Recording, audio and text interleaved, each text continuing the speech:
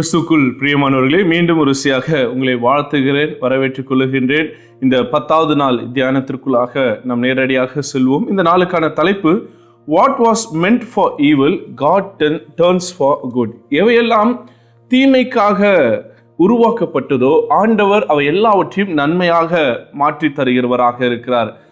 இந்த நாளிலும் யோசேப்புடைய வாழ்வை நாம் மையமாக எடுத்து இந்த தியானத்தை நடத்த இருக்கின்றோம்.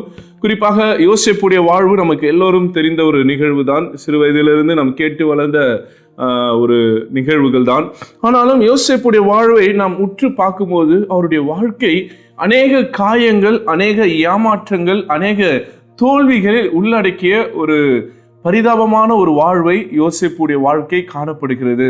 குறிப்பாக அவருடைய அந்த கனவுகள், அந்த சொப்பனத்திற்கு பிறகு அவருடைய வாழ்க்கையில் நடக்கக்கூடிய நிகழ்வுகள், நாம் எதிர்பாராத திருப்பங்கள், எதிர்பாராத பிட்ரையல், எதிர்பாராத ஏமாற்றங்கள், இவைகளை யோசேப்பு சந்தித்து வருகிறது நாம் பார்த்திருக்கின்றோம். குறிப்பாக அவரை குழியில் போடுவதாக இருக்கலாம், இல்லை அவர் மீது ஒரு பொய்யான குற்றச்சாட்டு வைத்ததாக இருக்கலாம், இல்லை சிறையில் தள்ளப்பட்ட அவர் இருவருக்கு நன்மை செய்கிறார் என்று இருவருக்கு சொப்பனங்களை விளக்குகிறார். அதில் ஒருவர் நன்மை பெற்றுக்கொள்கிறார்.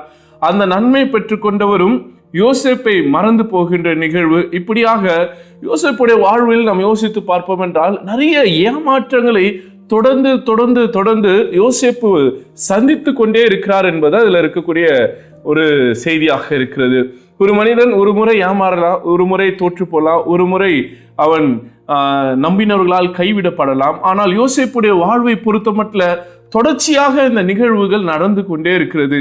ஆனாலும் யோசேப்பு எந்த இடத்திலும் சோர்ந்து போகாமல் ஆண்டவரை மாத்திரம், இறைவனை மாத்திரம் விசுவாசித்து நம்பி இருக்கின்ற ஒரு மனிதராய், இறை மனிதராய் வாழ்ந்திருக்கிறார். அதான் ரொம்ப அழகான ஒரு செய்தியாக இருக்கிறது.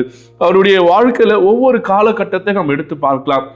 சிறு பிள்ளையாக இருந்து வளரும்போது தன் சகோதரரை நேசித்ததுனாலதான் அவருடைய சகோதரருக்காக உணவு கொண்டு செல்லவும், அவருடைய சகோதரர்கள் நலம் விசாரிப்பதற்காக தான் எப்படி இருக்காங்கன்னு அப்பா அனுப்புறாரு. சகோதரர்கள் மீது கொண்ட பாசத்தினாலே ஒரு பாசம் மிகுந்த ஒரு சகோதரனாக, ஒரு தம்பியாக யோசேப்பு போறார். ஆனால் அங்கே போகும்போது அங்க இருக்கின்ற சகோதரர்களுடைய எண்ணம் அது எதிர்மறையாக இருக்கிறது. அவர் எப்படியாவது அழிக்கணும், அவர் எப்படியாவது அவர் கொன்னு போடணும்ன்ற அளவுக்கு இந்த சகோதரர்கள் வெறி கொண்டவர்களாக இருக்கிறார்கள். அந்த அளவுக்கு வெறியையும் வன்மத்தையும் பெற்றுக்கொள்வதற்கு யோசேப்பு அவர் அதுக்கு கொஞ்சம் கூட அதுக்கு காரணமே கிடையாது. அவர் அதுக்கு தகுதியானவரே கிடையாது. ஆனால் அவர் மீது வேண்டாத வெறுப்பு, வேண்டாத கோபம், வேண்டாத அழிக்கின்ற எண்ணம் அவருடைய சகோதரர்கள் மீது காணப்படுகிறது. காரணம் என்னவென்றால் அவருடைய சொப்பனங்கள். ஒருவேளை அவங்க சகோதரர்கள் நம்பியிருக்கலாம் இப்படிப்பட்ட சூழ்நிலை வரும் என்பது அவங்க யோசித்திருக்கலாம். இல்லை இவன்கிட்ட போய் நம்ம நிற்கணுமா, இவன் சின்னவன், நம்மலாம் போய் இவங்கிட்ட நிற்கணுமான்ற அந்த ஒரு வைராக்கியம், அந்த ஒரு வெறிதான் இங்கே கொலை வெறியாக நிற்கிறது. அந்த உடன் பிறந்த சகோதரர்களே, அதாவது தகப்பன் வழியாக சகோதரர்கள் இவங்க எல்லாமே. ஆனால் இந்த சகோதரர்களே இப்படியாக ஒரு கொடுஞ்செயலை செய்கிற அளவுக்கு இந்த வெறி மாறி இருக்கிறது. ஆனாலும் யோசேப்பு அந்த சூழ்நிலைகளிலிருந்தும் வெளியே வருகிறார். கொலை பண்ணலான்னு போன நேரத்தில் அவளை குழியில போட்டு அவரை எடுத்து மறுபடியும் அவரை விற்று போடுகிறாங்க. அந்த விற்று போகும்போது கூட ஒரு அடிமையாக ஏதோ ஒரு தேசத்துக்கு போகிறார். அந்த தேசத்திலும் அவருக்கு கொடுக்கப்படுகிற வேலையில் உண்மை உள்ள ஒரு ஊழியக்காரனாக, உண்மை உள்ள ஒரு வேலைக்காரராக செயல்படுகின்றார். எஜமானுடைய கண்களை தயவு இருக்கிறது. ஆனால் எஜமானுடைய மனைவியோ இவர் மீது ஒரு பொய்யான குற்றத்தை சாட்டி இவரை சிறையில் அடைக்கும் போதும் யோசேப்பு மறுபடியும் உடைக்கப்படுகின்றார். அதாவது அவர் என்ன வேலை கொடுத்தாலோ அந்த வேலையிலே உண்மையாக, நீதியாக, நியாயத்தோடு செயல்பட்டு கொண்டிருக்கிறவர் மறுபடியும் அவருக்கு என்ன பலன் கிடைக்கிறது பார்த்தீங்கன்னா, அவர் நல்லது செய்தால் அவருக்கு தீமை தான் கிடைக்கிறது. நம்முடைய வாழ்க்கையில் ஏதாவது ஒரு சூழ்நிலைகள் எப்படி இருக்கும், நான் நல்லது தானே பண்ணேன், எனக்கு ஏன் இவ்வளோ அநீதி, இவ்வளோ கெட்டது, இவ்வளோ தீமை என் வாழ்க்கையில் வருது அப்படின்னு யோசிக்கலாம். நம்ம வாழ்க்கையில் 1-2 அப்படின்னா யோசேப்புடைய வாழ்வில் யோசித்து பாருங்க, எத்தனை தீமைகள், எத்தனை ஈவில் திங்ஸ், எவ்வளோ கஷ்டங்கள், எவ்வளோ ஏமாற்றங்களை தொடர்ச்சியாக அவருடைய வாழ்க்கையிலே சந்தித்து கொண்டே இருக்கிறார் என்பதை ரொம்ப அழகான நாம் இன்னைக்கு கற்றுக்கொள்ள வேண்டிய செய்தியாக இருக்கிறது. அடுத்ததாக சரி, சிறைச்சாலைக்கு போறார். சிறைச்சாலையில கூட உண்மையா இருக்கிறார். அங்க இருக்கின்ற அதிகாரியுடைய கண்களை தயவு இருக்கிறது. யோசேப்பு நேர்மையானவர் என்ற பெயர் இருக்கிறது. அதே போல அங்க இருக்கிறவர்களுக்கும் உதவி செய்கிறார். அப்போ ஒருத்தருக்கு உதவி செய்ய சொல்றாரு, நீ நல்ல இடத்துக்கு வருவ, அப்ப நீ என்னை நினைத்துக்கொள் அப்படின்றாரு. இவர் அந்த நல்ல இடத்துக்கு போயிட்டு யோசேப்பை மறந்துதான் போயிட்டாரு. அப்போ எத்தனை ஏமாற்றங்கள், எத்தனை பிட்ரேயலை யோசேப்பு தொடர்ந்து சந்தித்து கொண்டே இருக்கிறார். ஆனால் அவை எல்லாவற்றிலும் அவருடைய உறுதித்தன்மை நமக்கு தேவைப்படுகிறது. இன்னைக்கு ஒரு சின்ன ஒரு கெட்டது நம்முடைய வாழ்க்கையில, இல்லை ஏதோ நம்ம எதிர்பாராத ஒரு காரியம் நம்ம வாழ்க்கையில நடந்துட்டா நம்முடைய விசுவாசம் உடைந்து போயிடுது. இன்னைக்கு கூட நம்முடைய விசுவாசம் எப்படி இருக்கிறது, நம்முடைய நம்பிக்கை எப்படி இருக்கிறது, நம்முடைய தேவனை நோக்கி நம்ம எப்படி நம்பி இருக்கிறோம் அப்படின்றது ஒரு கேள்வியாக இருக்கிறது. நம்முடைய வாழ்க்கையில எல்லாமே நல்லா இருக்கும்போது ஆண்டவரை நம்புவதை காட்டிடும், நம்முடைய வாழ்க்கையில எதுவுமே சரியில்லை, எதுவுமே ஒழுங்கால, எதுவுமே நன்மையானதாகவே இல்லைன்னு நம்ம ஒரு சூழ்நிலையில இருக்கிறோம் பாருங்க, அப்போ நாம் ஆண்டவரை நம்புறோம் பாருங்க, அந்த விசுவாசம் பெருசு. இன்னைக்கு அப்படிப்பட்ட ஒரு விசுவாசம் நமக்கு தேவைப்படுகிறது. அந்த விசுவாசத்தை நாம் யோசிப்பிடத்திலிருந்து கற்றுக்கொள்ள வேண்டியதாக இருக்கிறது.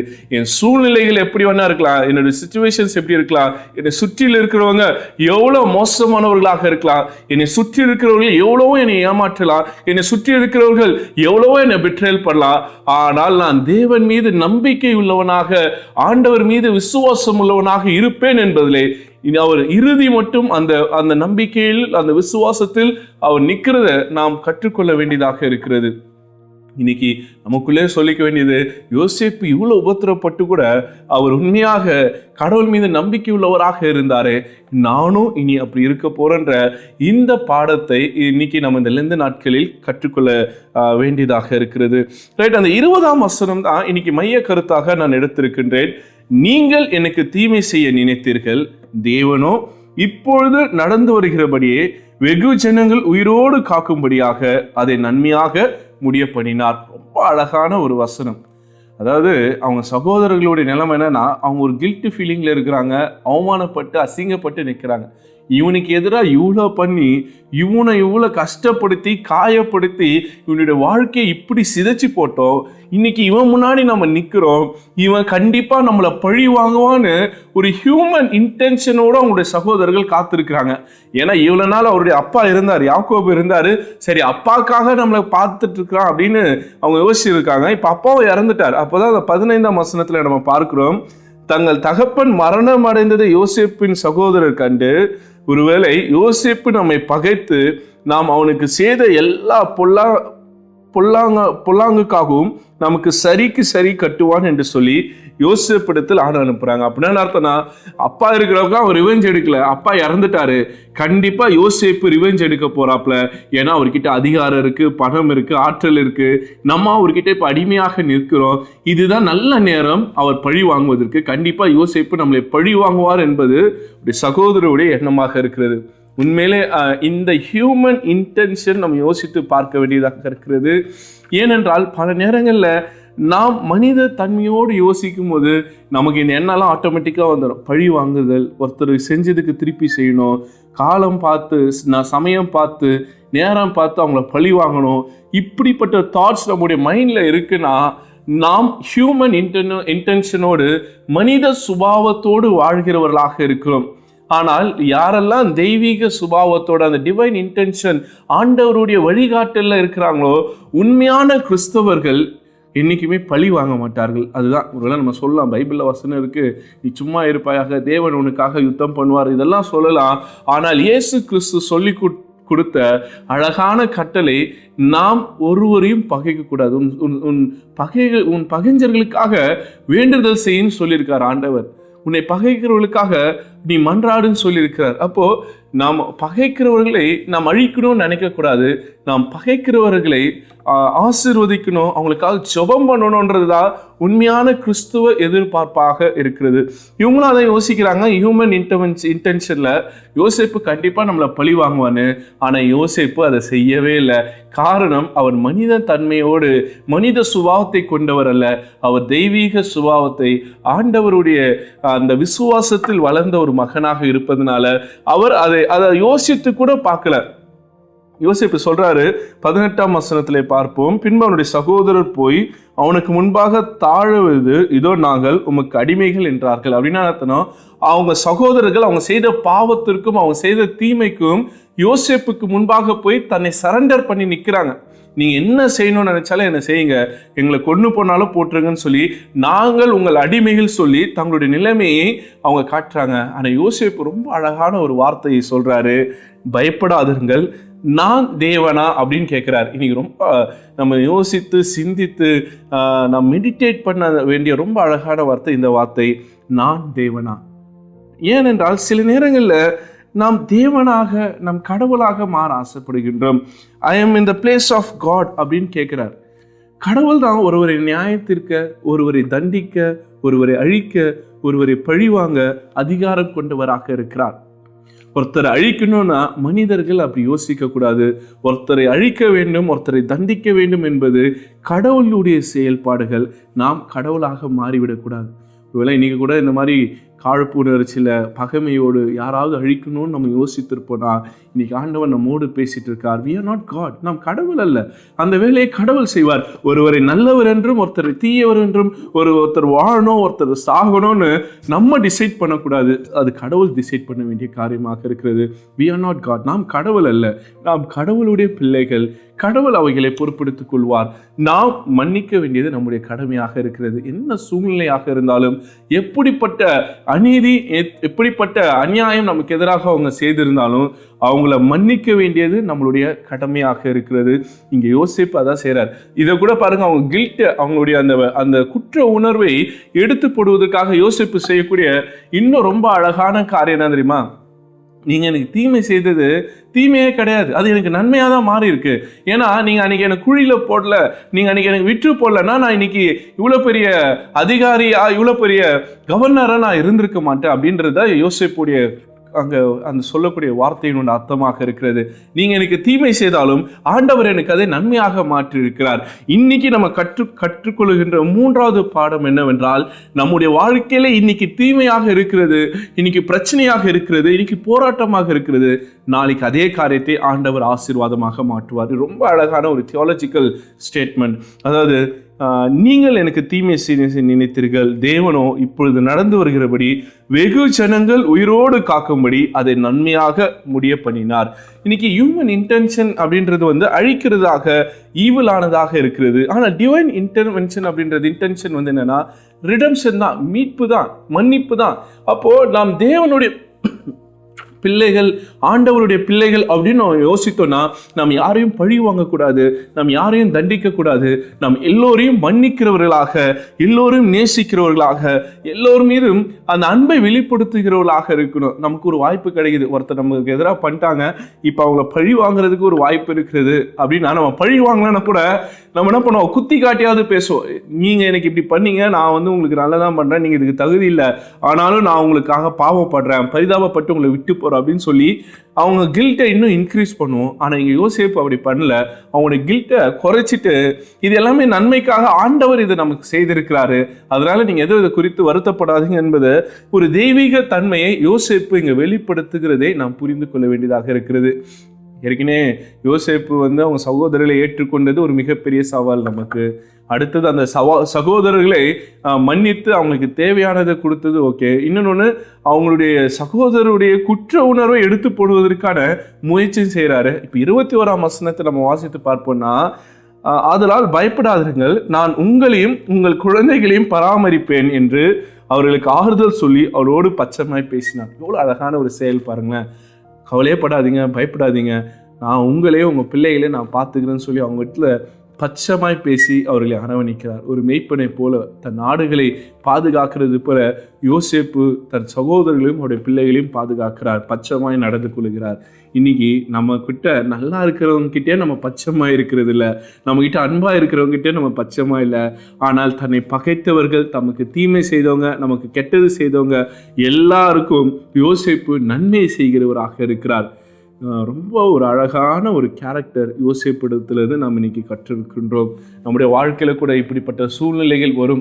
நாம் இயேசுவாக இருக்கிறோமோ இல்லையோ, யோசேப்பு மாதிரியாவது இருக்கலாம். ஏன்னா இயேசு அவர் வேற எக்ஸ்ட்ரீம் லெவலில் அவர் இருக்கிறாரு. ஆனால் யோசேப்பு பாருங்க, அவர் நம்ம போல ஒரு மனிதர் தான். இயேசுவாவது தேவனுடைய மகன் அப்படின்னு நம்ம சொல்லலாம். ஆனால் இங்கே யோசேப்பு இத்தனை தீமைகளையும் அனுபவித்து மன்னிக்கிறவராக இருக்கிறார். இன்னைக்கு இந்த யோசேப்பு இடத்திலிருந்து நாம் கற்றுக்கொள்கின்ற அந்த பாடத்தை நாம் மனதில் நிறுத்தி கொள்ள வேண்டியதாக இருக்கிறது. நிறைவாக இவர்கள் இருவருக்குமான அந்த ஒப்புமையை நான் காட்ட விரும்புகிறேன், யோசேப்புக்கும் இயேசுவுக்கும். ஏன்னா அந்த ரிடப்ஷன் ப்ராசஸ் நம்ம ட்ரேஸ் பண்ணிட்டு இருக்கோம், ஆதி ஆகமத்திலிருந்து ரெசரக்ஷன் வர.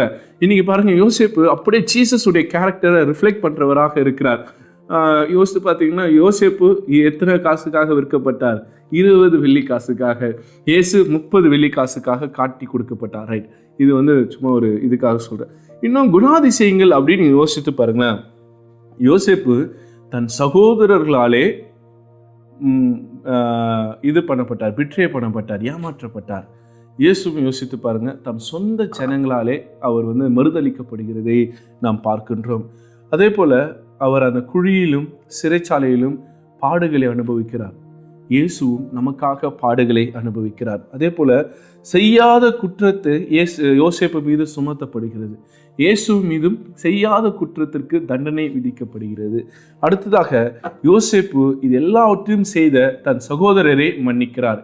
இயேசு பிதாவே இவர்களை மன்னியும் என்று எல்லாவற்றையும் மன்னிக்கிறதை நாம் பார்க்கின்றோம். உண்மையான தேவச்சனமே, அந்த ஃபோர்ஷேடோ இங்கே நம்ம பார்க்கலாம். இயேசுடைய அந்த குணாதிசயங்கள் யோசேப்புடைய வாழ்க்கையில் பிரதிபலிக்கிறதை நாம் பார்க்க முடிகிறது.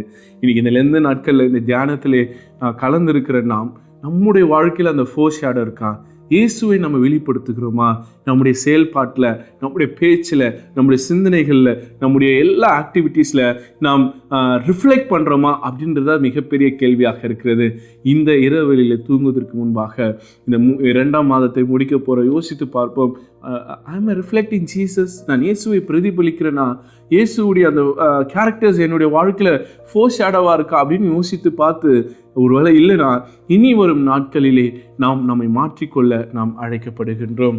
உண்மையான தேவச்சனமே, இந்த தியானத்தை நான் நிறைவு செய்ய ஆசைப்படுகின்றேன். குறிப்பாக ஒரு கதையோடு நான் முடிக்க ஆசைப்படுகிறேன். ஒரு ஆக்ஷன் விடக்கூடிய ஒரு கடையில் ஒரு அழகான ஒரு கிட்டார், ரொம்ப பழமையான ஒரு கிட்டார் வந்தது. ஆனால் அந்த கிட்டார் ரொம்ப பழசாக இருக்குது. இல்லை ஸ்ட்ரிங்ஸ் எல்லாம் உடஞ்சி போய் அந்த கிட்டார் ரொம்ப டஸ்ட்டாக, ஒரு மாதிரி ரஸ்டிக்காக, ரொம்ப அழுக்காக இருக்குது. அந்த கிட்டாரை ஏலம் விடுறாங்க. 500 அப்படின்றாங்க. வாங்குறதுக்கு ஆளே இல்லை. சரி 400ன்றாங்க, அப்பயும் இல்லை. 200ன்றாங்க, அப்பயும் இல்லை. அப்போ அந்த கூட்டத்திலேருந்து ஒருத்தர் எழுந்து போய் தன்னிடத்துலேருந்து அந்த ஸ்ட்ரிங்ஸ் எல்லாம் மாற்றிட்டு அந்த கிட்டாரை நல்லா தொடச்சி அதில் தன்னுடைய கையில் இருந்த அந்த இசை ஞானத்தை வைத்து ரொம்ப அழகான ஒரு ஒரு ஒரு இன்ஸ்ட்ருமெண்டல் மியூசிக் வாசிக்கிறார். அந்த கிட்டாரை வைத்து ரொம்ப அழகான ஒரு மியூசிக்கை கொடுக்குறார். அதை கேட்ட உடனே மக்கள் மெய் மறந்து அந்த இசையில் அப்படியே அவங்க திகழ்த்து போய் நிற்கிறாங்க. அப்புறம் அவர் வாசித்து முடித்த உடனே அந்த கிட்டாரை மறுபடியும் அங்கே வச்சுட்டு உட்காந்துறாரு. இப்போ இந்த கிட்டாரை வைக்கிறாங்க. 500 ரூபாய்க்கு ஆரம்பிக்கப்பட்டது 5 லட்சம் ஏலம் போகுது. காரணம் என்னவென்றால் அதே கிட்டார் தான், ஆனால் அது யாருடைய கரத்திலிருந்து எப்படி செயல்பட்டு இருந்தது ரொம்ப முக்கியமானது. இன்னைக்கு கூட நாம் சாதாரண மனிதர்களாக இருக்கலாம், ஆனால் நாம் ஆண்டவருடைய கரத்தில் இருக்கும்போது நம்முடைய வேல்யூஸ் அப்படின்றது ரொம்ப முக்கியமானது. ஏன் அப்படின்றனா, இன்னைக்கு நம்முடைய வேல்யூஸ் எப்படிப்பட்டதாக இருக்கிறது, நம்மளுடைய செயல்பாடுகள் எப்படிப்பட்டதாக இருக்கிறது? யோசேப்பை போல் இருக்கிறோமா, இல்லை மற்ற மனிதர்களைப் போல, யோசேப்புடைய சகோதரர்களைப் போல இருக்கிறோமா என்பதை நாம் யோசித்து பார்ப்போம். ஒருவேளை நம்முடைய வாழ்க்கையில மற்றவர்கள் தீமை செய்தாலும் நாம் இந்த வேல்யூஸோடு, இந்த குணாதிசயங்களோடு நாம் இருப்போம் என்றால் நம்முடைய வாழ்க்கையில் வரக்கூடிய எல்லா தீமைகளையும் ஆண்டவர் நன்மையாக மாற்ற வல்லவராக இருக்கிறார். கர்த்தர் தாமே இந்த வார்த்தைகளை ஆசீர்வதிப்பாராக.